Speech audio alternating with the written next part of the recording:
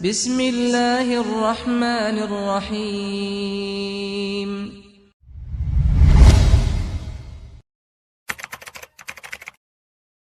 Assalamualaikum warahmatullahi wabarakatuh.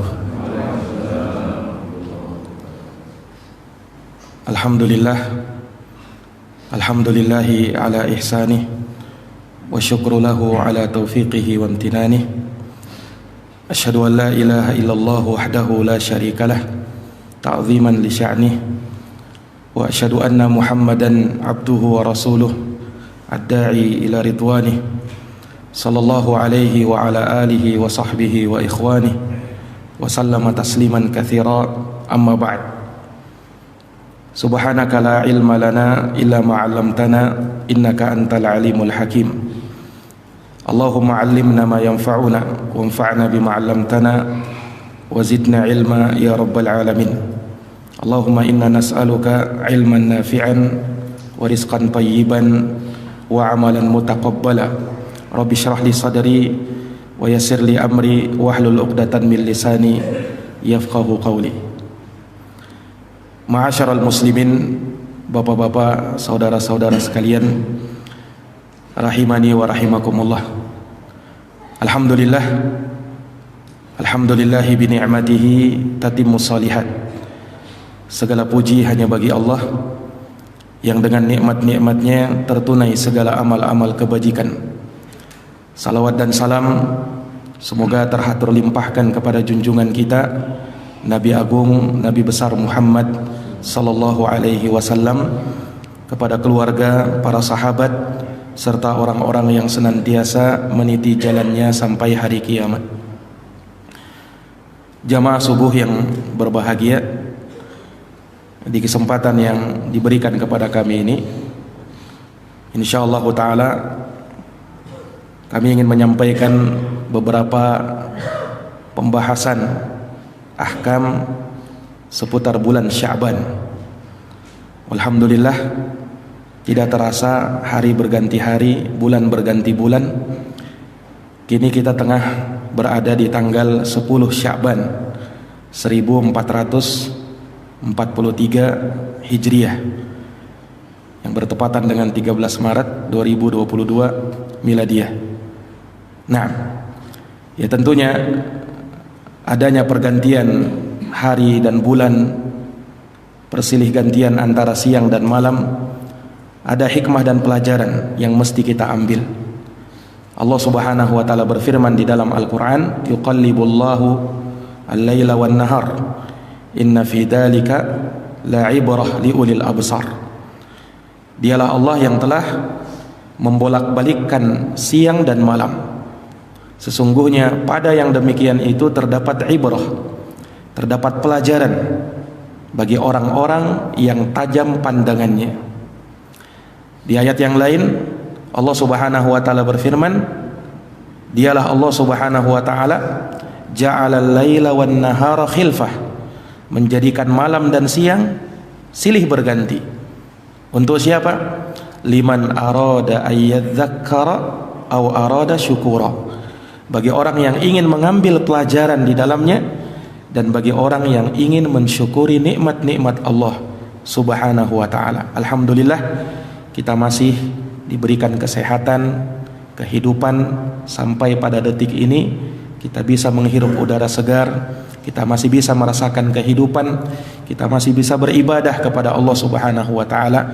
Tidak lain dan tidak bukan karena karunia dan nikmat yang Allah berikan kepada kita. Para hadirin, para jamaah yang dirahmati dan dimuliakan oleh Allah Subhanahu wa taala. Bulan Sya'ban. Sya'ban itu dari kata sya'ab, yang artinya berpencar-pencar. Para ulama seperti misalnya Al-Imamul Baihaqi rahimahullah, beliau punya kitab judulnya Syu'abul Iman, yang artinya cabang-cabang keimanan. Nah, itu dari kata Sya'ban itu. Disebut dengan Sya'ban dari makna itu, sesuatu yang berpencar. Orang Arab menyebut bulan ini sebagai bulan Sya'ban Karena di waktu itu, di bulan seperti ini, orang Arab Quraisy khususnya, mereka berpencar-pencar di lembah-lembah untuk mencari air. Nah, maka mereka namakan Sya'ban sebagai bulan Sya'ban. Dan kalau kita lihat memang bulan-bulan Hijriyah itu punya arti dan makna. Ramadan misalnya, dikatakan Ramadan dari kata ar-ramad. Dalam bahasa Arab, ar-ramad artinya syiddatul har. Ar-ramad, Ramadan dinamakan Ramadan karena biasanya atau keumumannya di bulan tersebut bulan yang hari-harinya banyak panasnya. Nah, ini mungkin hukum keumuman, walaupun tidak berlaku di semua tempat. Tetapi pada umumnya biasanya Ramadan itu cuacanya lebih panas daripada bulan-bulan yang lainnya, maka disebut dengan Ramadan.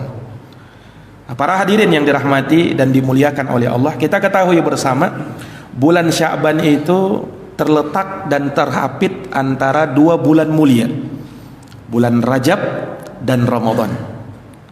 Dan sama kita ketahui Rajab itu bulan mulia yang dikatakan sebagai salah satu dari Ashhuril Hurum, salah satu dari bulan haram, dia bulan terhormat. Sementara Ramadan pun kita ketahui bersama dia merupakan sayyidus syuhur, pimpinannya, penghulunya semua bulan. Nah, itu bulan Ramadan. Nah, Sya'ban di tengah-tengah, diapit antara dua bulan ini. Terus apa keutamaan bulan Sya'ban? Apa amalan yang bisa kita lakukan di bulan Sya'ban? Para jamaah yang dirahmati dan dimuliakan oleh Allah Subhanahu wa taala. Ternyata di bulan Sya'ban ini Rasul sallallahu alaihi wasallam memperbanyak melakukan ibadah puasa. Rasul sallallahu alaihi wasallam ternyata memperbanyak puasa di bulan Sya'ban. Dan ini sebagaimana diterangkan oleh Sayyidah Aisyah radhiyallahu anha dalam hadis riwayat Imam Al-Bukhari dan Imam Muslim. Sayyidah Aisyah radhiyallahu anha berkata, "Ma ra'aitu Rasulullah sallallahu alaihi wasallam istakmala siyama syahrin qat illa Ramadan." Kata Aisyah, aku tidak pernah melihat Rasulullah sallallahu alaihi wasallam menyempurnakan puasa satu bulan penuh melainkan hanya di bulan Ramadan saja. Jadi Nabi tidak pernah puasa satu bulan penuh kecuali di bulan Ramadan saja. Kemudian kata Aisyah, wa ma ra'aitu Rasulullah sallallahu alaihi wasallam fi syahrin aktsara siyaman minhu fi Sya'ban. Dan aku tidak pernah melihat Rasulullah memperbanyak puasa di suatu bulan melainkan di bulan Sya'ban. Nah, ini para jamaah sekalian. Jadi walaupun Nabi tidak melakukan puasa Sya'ban satu bulan penuh, tetapi disebutkan di dalam hadis ini beliau memperbanyak puasa di hari-harinya. Nah, dalam riwayat yang lain dikatakan kana aktsaru siyamihi fi Sya'ban. Adalah kebanyakan puasanya Nabi sallallahu alaihi wasallam itu dilakukan di bulan Sya'ban. Dan banyak riwayat-riwayat yang menyinggung tentang hal ini. Bahkan ada yang mengatakan kana yasumu Sya'bana kullah. Nabi itu berpuasa Sya'ban seluruhnya. Dan Ummu Salamah radhiyallahu anha, beliau sendiri mempersaksikan kana Rasulullah sallallahu alaihi wasallam yasumu Sya'bana illa qalila kana yasumu Sya'ban kullahu. Nah, bahwa Rasulullah sallallahu alaihi wasallam itu beliau berpuasa Sya'ban kecuali sedikit dari hari-harinya. Maksudnya banyak dari hari-harinya beliau berpuasa, sedikit beliau tinggalkan. Dan Ummu Salamah juga mengatakan, ma ra'aitu Rasulullah sallallahu alaihi wasallam yasumu syahraini mutatabi'aini illa Sya'ban wa Ramadan. Aku tidak pernah melihat Rasulullah sallallahu alaihi wasallam berpuasa 2 bulan berturut-turut melainkan di bulan Sya'ban dan di bulan Ramadan. Dan masih banyak lagi riwayat-riwayat yang menyebutkan tentang hal ini. Jadi di sebagian riwayat menyebutkan Nabi itu puasa Sya'ban seluruhnya. Di sebahagian lain Nabi berpuasa Sya'ban di kebanyakan harinya. Yang mana yang benar? Kata ulama seperti dikatakan oleh Imam Al-Hafidh Ibnu Hajar rahimahullahu ta'ala, sebagaimana dalam kitab beliau Fathul Bari, bahwasanya yang benar Nabi itu puasa Sya'ban di kebanyakan harinya, bukan di seluruh harinya. Dan memang sudah menjadi kebiasaan orang Arab, kata beliau, bahwa ketika sesuatu dilakukan di kebanyakan harinya di setiap bulan, itu mereka jadikan seluruhnya. Nah, itu istilah mereka. Tetapi maknanya bukan semuanya, tetapi pada kebanyakannya, mu'dhamu yaumihi, pada sebagian besar dari hari-harinya. Nah, itu sebagaimana juga dijelaskan oleh Imam Abdullah Ibnul Mubarak rahimahullahu ta'ala. Maka dari keutamaan bulan Sya'ban adalah bulan di mana Rasulullah sallallahu alaihi wasallam memperbanyak puasa di bulan ini.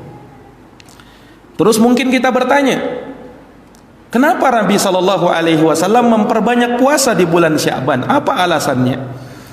Ternyata ini pun pernah disampaikan oleh Nabi sallallahu alaihi wasallam sebagaimana dalam hadis riwayat Imam Ahmad dalam Musnadnya, Imam An-Nasai dalam Sunannya, dan Imam Al-Baihaqi rahimahullahu taala, dari sahabat Usamah bin Zaid radhiyallahu an. Jadi sahabat Usamah bin Zaid pernah tanya kepada Nabi sallallahu alaihi wasallam.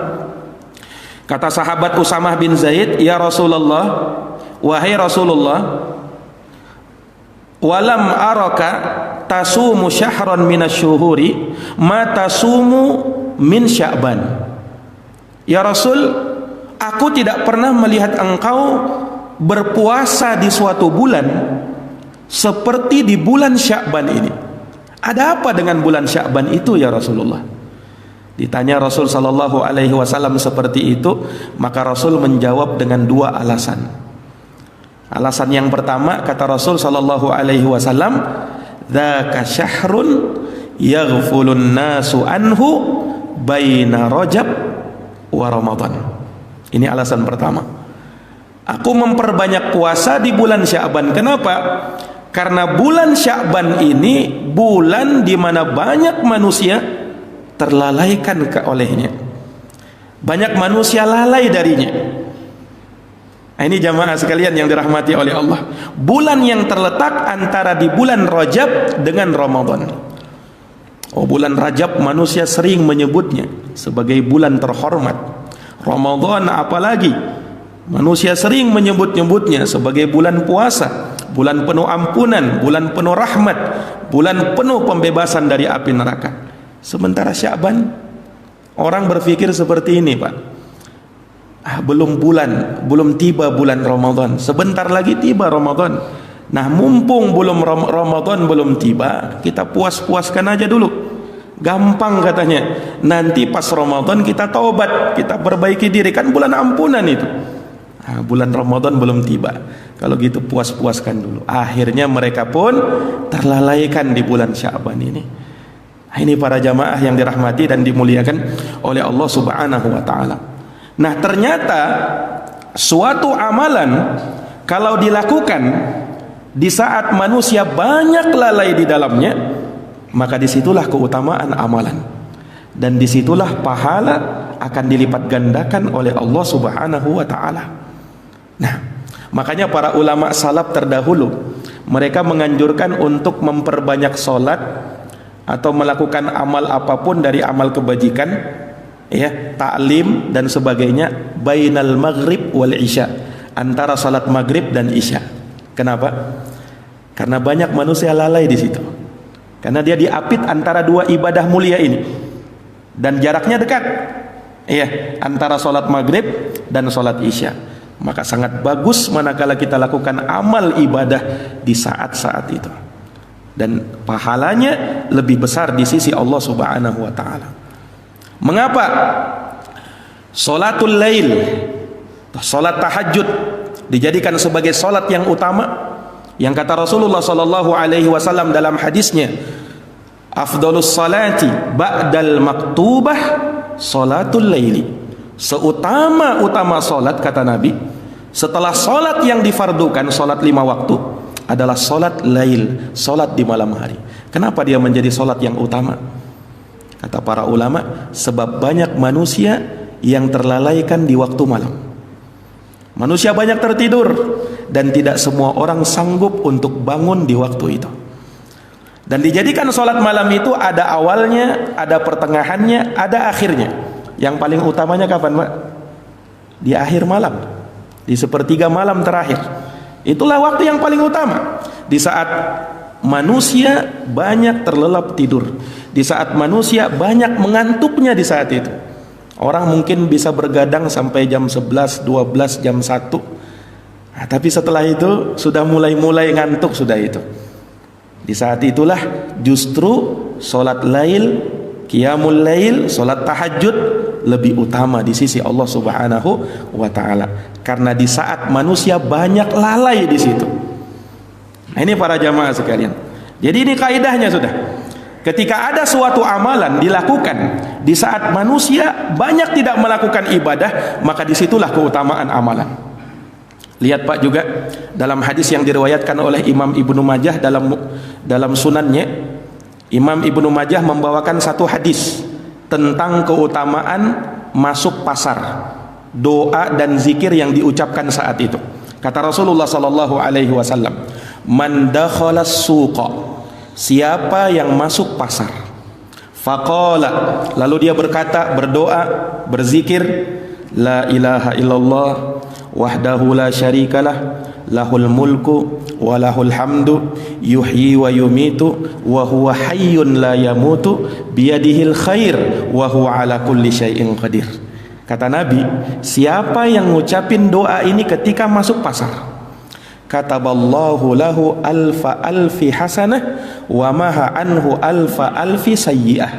Allah akan hapuskan darinya 1 juta kesalahan dan Allah akan angkat derajatnya 1 juta derajat. Subhanallah. Hadis riwayat Ibnu Majah. Kenapa kok bisa besar seperti itu pahalanya, keutamaannya?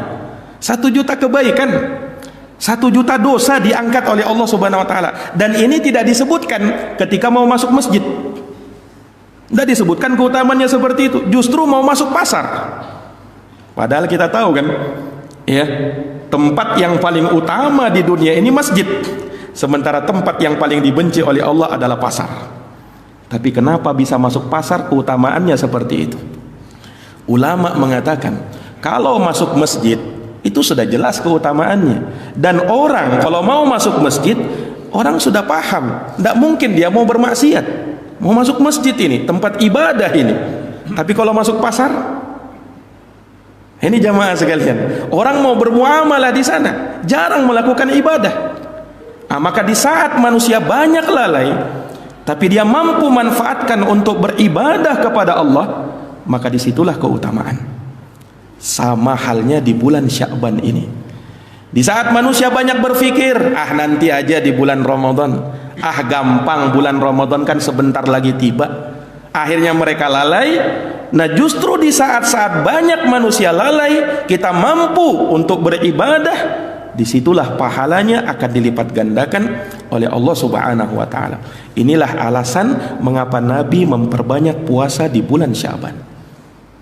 Para jamaah yang dirahmati dan dimuliakan oleh Allah, dari hadits ini juga menunjukkan kepada kita bahwa sifat kelalaian itu diantara sifat yang tercela di dalam agama ini. Nah, sifat yang tercela, kita di dalam agama ini diperintahkan oleh Allah Subhanahu wa taala untuk senantiasa ingat dan mengingat Allah Subhanahu wa taala di saat apapun kita, dimanapun lokasi kita, dimanapun tempat kita, senantiasa kita ingat dengan Allah Subhanahu wa taala. Sementara orang yang lalai ini ciri calon penghuni neraka jahanam. Allah berfirman di dalam Al-Quran, وَلَقَدْ دَرَأْنَا لِجَهَنَّمَ كَثِيرًا مِنَ الْجِنِّ وَالْإِنْسِ. Sungguh kata Allah, kami telah memenuhi neraka jahanam, kebanyakannya penghuninya dari kalangan jin dan manusia. Lihat ciri mereka, lahum qulubun la yafqahuna biha. Mereka punya hati tapi mereka tidak gunakan untuk berfikir. Walahum a'yunun la yubsiruna biha, mereka punya mata tapi matanya tak digunakan untuk melihat. Walahum adanun la yasma'una biha, mereka punya telinga tapi mereka tak gunakan untuk mendengar. Kata Allah, ulaika kal an'ami bal hum adall, mereka itu seperti hewan ternak, bahkan lebih hina dari hewan ternak. Ulaika humul ghafilun, mereka itulah orang-orang yang lalai. Lihat, Allah tutup ayat ini dengan mengatakan ulaika humul ghafilun, mereka itu orang-orang yang lalai. Menunjukkan bahwa kelalaian ini sangat dicela di dalam agama. Jangan sampai kita menjadi orang-orang yang lalai. Lalai dengan agamanya, lalai dengan kehidupan akhirat, sementara fokusnya hanya terhadap kehidupan dunia. Ini dicela yang seperti ini. Ya'lamuna zahiran minal hayatid dunya wa hum anil akhirati hum ghafilun. Mereka hanya tahu zahir yang lahir dari kehidupan dunia, sementara apa? Tentang kehidupan akhirat mereka itu adalah orang-orang yang lalai. Ini jamaah sekalian yang dirahmati oleh Allah. Mereka terlalaikan dengan anak-anak mereka, mereka terlalaikan dengan harta-harta mereka, mereka terlalaikan dengan dunia mereka. Makanya Allah ingatkan, ya ayyuhalladzina amanu, hei orang-orang yang beriman, la tulhikum amwalukum wala auladukum an dzikrillah, jangan sampai hartamu, anakmu melalaikan kamu dari mengingat Allah. Wa may yaf'al dzalik, siapa yang melakukan hal tersebut, faulaika humul khasirun, mereka itulah orang-orang yang merugi. Allah Subhanahu wa taala memerintahkan kita untuk menjauhi orang-orang yang lalai, berkawan dengan orang-orang yang lalai. Sebab apa? Jangan sampai kita pun nanti ikut lalai seperti mereka. Allah Subhanahu wa taala berfirman di dalam Quran, "Wala tuti' man aghfalna qalbahu 'an dzikrina wattaba'a hawah wa kana amruhu furuta." Dan janganlah, kata Allah, kalian mengikuti orang-orang yang kami lalaikan hatinya. Jangan kau ikuti mereka itu. Jangan kau berteman dengan orang yang seperti itu. Kenapa? Orang yang seperti ini kebanyakannya akan mengikuti hawa nafsunya. Lalai mengikuti hawa nafsu. Wa kana amruhu furuta, dan keadaan orang yang seperti ini selalu melampaui batas dan berbuat kezaliman, baik pada dirinya atau pada orang lain. Ini para jamaah yang dirahmati dan dimuliakan oleh Allah. Makanya jangan sampai kita menjadi orang yang lalai. Manfaatkan waktu, manfaatkan sisa umur yang ada untuk melakukan ibadah kepada Allah Subhanahu wa taala. Tidak ada jaminan kita masih diberikan kesempatan oleh Allah Subhanahu wa taala untuk mendapati Ramadan. Tidak ada jaminan untuk kita bisa menjumpai Ramadan kemudian bisa menyelesaikannya sampai akhir. Tidak ada jaminan ketika kita berjumpa dengan bulan Ramadan kemudian kita dalam keadaan sehat walafiat. Tidak ada jaminan. Maka yang namanya amal ibadah jangan ditunda-tunda. Iyyaka wat taswif, kata Imam Hasan Al-Basri. Hati-hati kamu dari nunda-nunda amalan. Fa innaka biyaumika walasta bighadin. Karena kamu, kesempatan yang ada pada dirimu hari ini, besok belum tentu datang kesempatan yang sama. Orang sering mengatakan nantilah, besoklah, masih ada kesempatan, Ramadan nanti datang, nanti Ramadan depan juga masih ada. Subhanallah. Akhirnya mereka pun terlalaikan dan terus terlalaikan. Dan ini termasuk talbis iblis. Talbis iblis itu, Pak, ya, iblis selalu menggoda kita dengan nanti dan nanti. Nanti kamu bisa beramal, nanti kamu bisa bertaubat, nanti masih datang lagi, nanti. Terus seperti itu. Akhirnya dia pun tidak beramal dan akhirnya pun nauzubillahi min dzalik, dia ditutup dengan su'ul khatimah. Para jamaah yang dirahmati dan dimuliakan oleh Allah. Jadi Nabi kita Muhammad sallallahu alaihi wasallam memperbanyak puasa di bulan Sya'ban. Beliau ingin menghindarkan diri dari kelalaian. Ini alasan beliau yang pertama.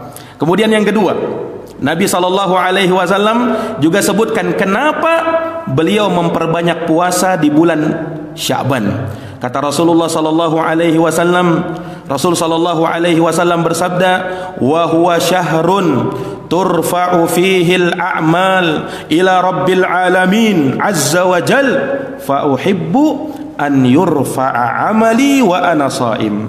Kata Nabi kita Muhammad sallallahu alaihi wasallam, beliau memperbanyak puasa Sya'ban. Kenapa? Karena bulan Sya'ban bulan diangkatnya amalan-amalan soleh ke hadapan Allah Azza wa Jal, dipampangkan, diperhadapkan kepada Allah. Maka saya cinta, kata Nabi, ketika amal ibadahku diperhadapkan sedangkan aku dalam keadaan berpuasa. Subhanallah. Kata para ulama, ini hadis menunjukkan bahwa ada amalan yang tiap tahun akan diperhadapkan oleh malaikat kepada Allah, dan itu terjadi di bulan Sya'ban. Tiap tahunnya di bulan Sya'ban. Walaupun ulama mengatakan amal ibadah kita itu diangkat oleh Allah Subhanahu wa taala melalui perantaraan malaikat, itu ada 4 keadaan, Pak. Yang pertama tahunan. Tahunan ini di bulan Sya'ban berdasarkan hadits yang mulia ini. Yang kedua ada tiap pekanan. Tiap pekanan setiap hari Kamis, Pak. Itu diangkat. Dan ini juga yang menjadi sebab kenapa Nabi puasa hari Kamis. Kenapa Nabi SAW puasa hari Kamis? Beliau SAW menyebutkan bahwa di hari Kamis, di setiap pekannya, itu adalah hari di mana amal-amal ibadah akan diperhadapkan kepada Allah.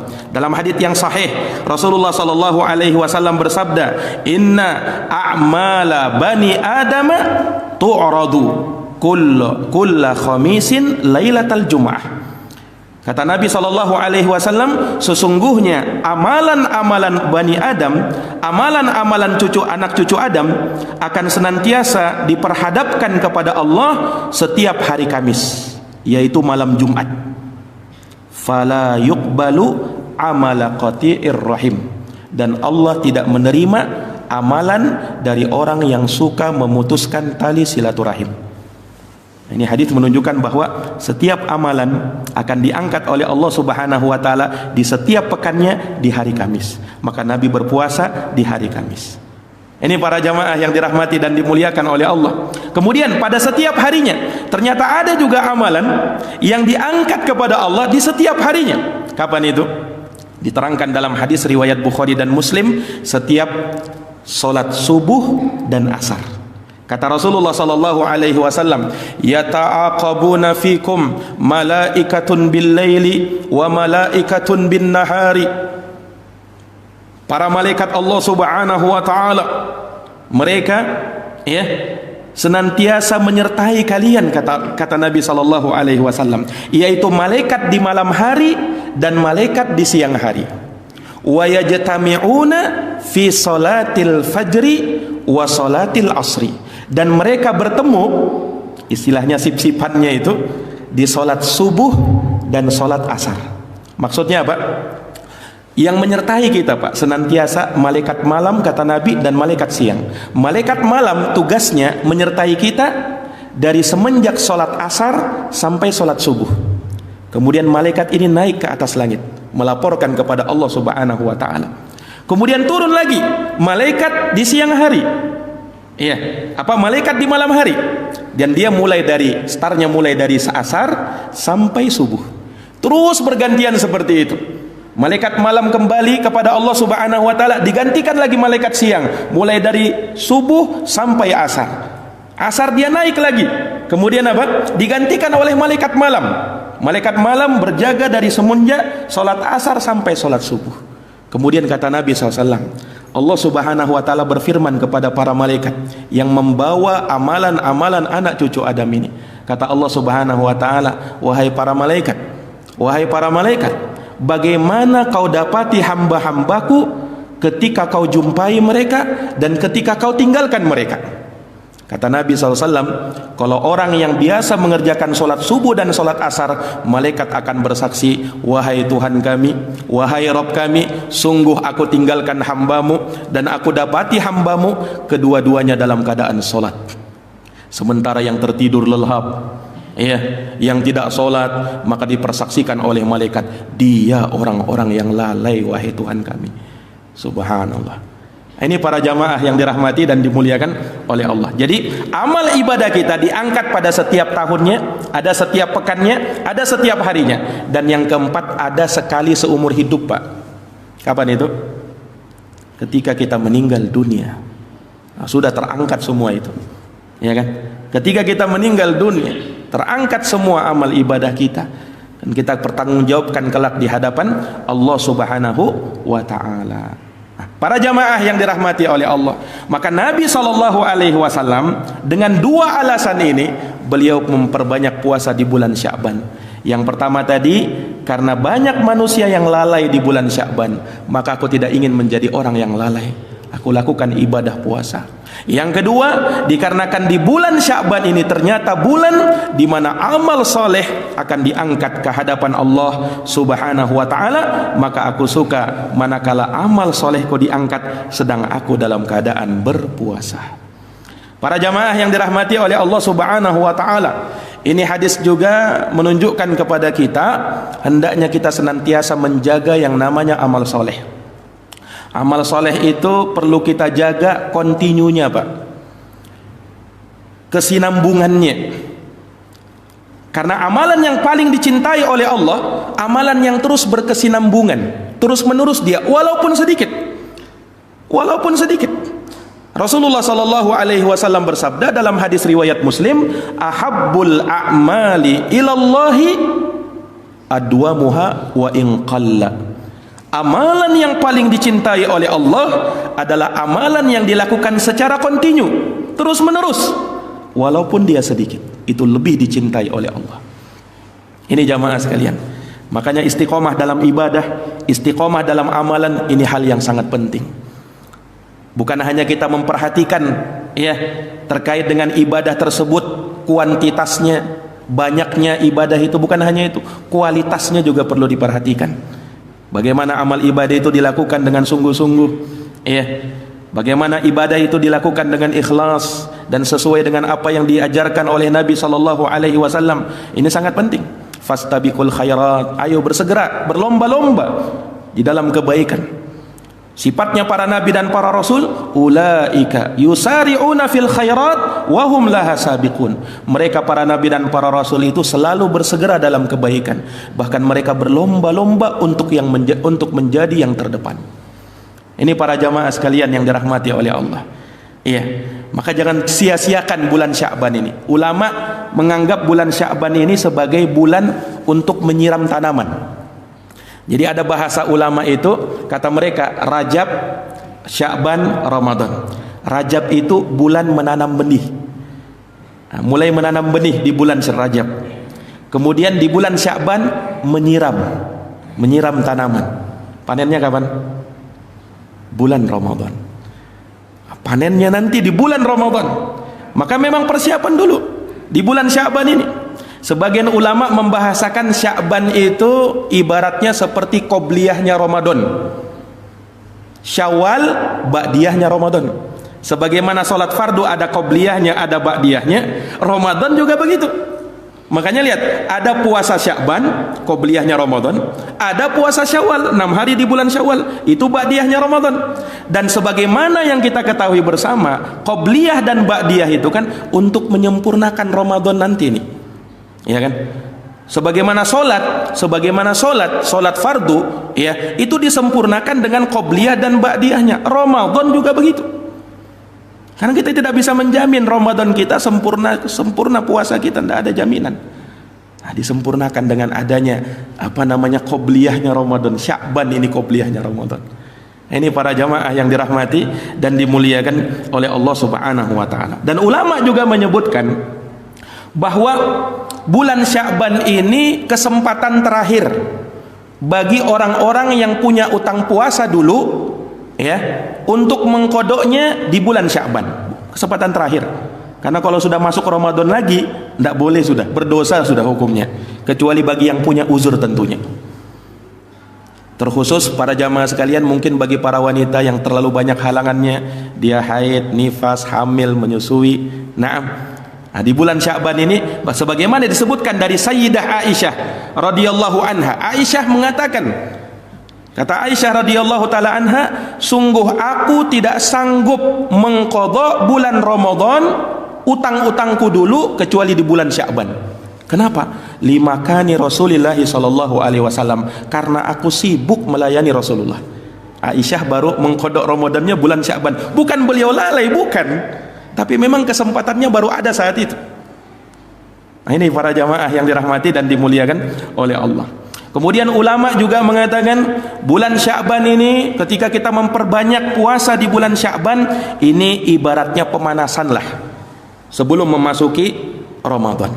Sebagaimana kalau kita olahraga Pak, ya, kalau mau bagus olahraganya kan ada pemanasan dulu, tidak langsung dulu, ya kan? Ada pemanasan dulu. Nah puasa Sya'ban juga seperti itu, pemanasannya Ramadan. Supaya nanti misalnya pas bulan Ramadan, tiba bulan Ramadan yang tidak terbiasa berpuasa, ringan bagi dia berpuasa di bulan Ramadan. Kenapa? Sya'ban sudah beberapa kali berpuasa. Ini jamaah sekalian, ya kan? Nah, jadi dengan adanya puasa Sya'ban ini menjadi pemanasan bagi kita, ya, untuk nanti menjembatani sebagai langkah kita untuk berpuasa di bulan Ramadan. Walaupun mungkin ada yang mengatakan, Ustadz, saya ini kalau pas Ramadan pasti mampu melakukan ibadah puasa, walaupun mungkin setengah mati Ustadz. Nah, memang yang namanya Ramadan itu Pak, itu bukan hanya sekedar kita berpuasa. Puasa itu sudah menjadi kewajiban, iya. Tetapi orang yang beriman targetnya bukan sekedar puasa tembus 1 bulan, bukan sekedar itu, tapi targetnya lebih daripada itu. Saya puasa 1 bulan, kemudian Qur'annya dikhatamkan, sedekahnya juga lancar, ininya juga lancar, ibadah yang ini juga lancar. Itu target-targetnya. Sehingga ketika bulan Ramadan tiba, maka dia panen banyak amal ibadah, banyak pahala di situ.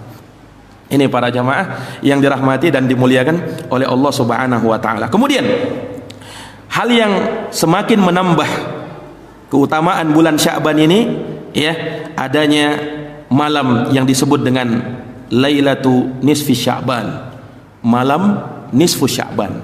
Nisf artinya pertengahan, nisfu Sya'ban, pertengahan Sya'ban, yaitu di tanggal 15 Sya'ban. Apa keutamaan dan keistimewaan malam nisfu Sya'ban ini? Para jamaah yang dirahmati dan dimuliakan oleh Allah, ada satu hadis yang diriwayatkan dari sahabat Abu Musa al-Asy'ari radhiyallahu taala anhu, dalam hadis riwayat Imam Ibnu Majah. Hadis ini walaupun memang diperselisihkan oleh para ulama ahli hadis tentang keabsahannya, namun sebagian ulama menghasankannya. Hadis hasan itu di bawah derajat hadis sahih. Hadis itu Pak ada 3, ada hadis dhaif, ada hadis hasan, ada hadis sahih. Nah, tengah-tengahnya hadis hasan, masih bisa juga dipakai berhujjah, asal jangan dhaif. Kalau dhaif lemah sudah, tidak bisa dipakai berhujjah. Nah, sebagian ulama menghasankan hadis ini. Rasul sallallahu alaihi wasallam pernah bersabda, "Innallaha la yattali'u lailatan nisfi min Sya'ban fayaghfiru li jami'il khalqi illa li musyrikin aw musyahin." Kata Nabi sallallahu alaihi wasallam, sesungguhnya Allah Subhanahu wa taala la yattali'u lailatan nisfi min Sya'ban, Allah melihat, Allah meninjau di malam nisfu Sya'ban, di malam pertengahan bulan Sya'ban. Kemudian fayaghfiru li jami'il khalq, Allah mengampuni semua hamba-hambanya, illa, kecuali 2 orang, musyrik, musyahin. Orang musyrik dan orang yang punya dendam sama saudaranya. Ini yang tidak diampuni oleh Allah Subhanahu wa taala. Ini jamaah sekalian, dari hadis ini ulama mengatakan bahwa bulan Sya'ban khususnya di pertengahannya bulan pengampunan, termasuk malam pengampunan juga itu. Ini para jamaah yang dirahmati oleh Allah. Sebab Rasul sallallahu alaihi wasallam tegaskan di dalam hadis ini, Allah ampuni hamba-hambanya di malam itu. Menunjukkan ada keistimewaan, menunjukkan ada keutamaan. Akan tetapi betapa meruginya 2 orang ini yang tidak diampuni oleh Allah. Yang pertama musyrik, orang yang menyekutukan Allah, dan musyahin, suka mendendam. Musyrik, ya namanya orang musyrik selalu memperserikatkan Allah, menyekutukan Allah. Allah tidak terima ibadahnya orang musyrik. Nah, la in asyrakta la yahbatanna amaluk. Kalau kau berbuat syirik, habis seluruh amal ibadahmu. Allah tidak ridho dengan kesyirikan. Ana agna syuraka anis syirki, man amila amalan asyraka fihi ma'i ghairi taraktuhu wa syirkahu. Aku tak butuh, kata Allah, dengan kesyirikan-kesyirikan itu.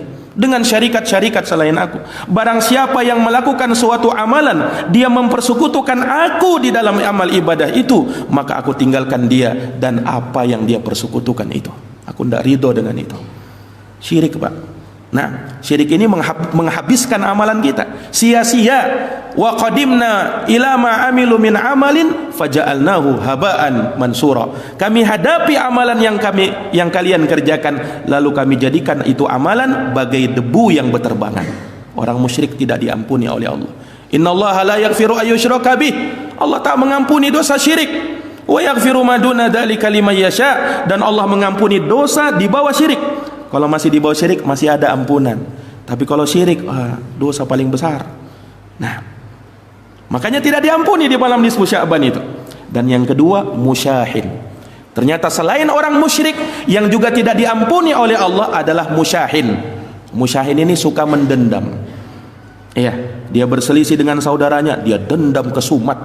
Nah, dia sumpahi musuhnya itu 7 turunan. Nah, dendam sekali dia, subhanallah.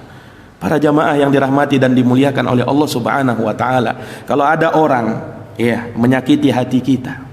Nah, kalau ada orang yang berbuat jelek kepada kita, tuntunan di dalam Quran, idfa' billati hiya ahsan. Balaslah tindak keburukan dengan kebaikan. Fa idzal ladzi bainaka wa bainahu adawah ka'annahu waliyyun hamim. Ya, sebab kalau kamu melakukan yang seperti itu, orang yang tadinya ada permusuhan dengan kamu, maka dengan sikapmu yang seperti itu, kelak dia akan menjadi temanmu yang sangat melindungi kamu. Oh, tapi ini berat. Ya. Wa ma yalqaha illal ladzina sabaru wa ma yalqaha illa dzu haddin azim. Tidak ada yang sanggup melakukan itu kecuali orang yang punya kesabaran, dan tidak ada yang sanggup melakukan itu kecuali orang yang punya bahagian yang sangat besar di sisi Allah Subhanahu wa taala.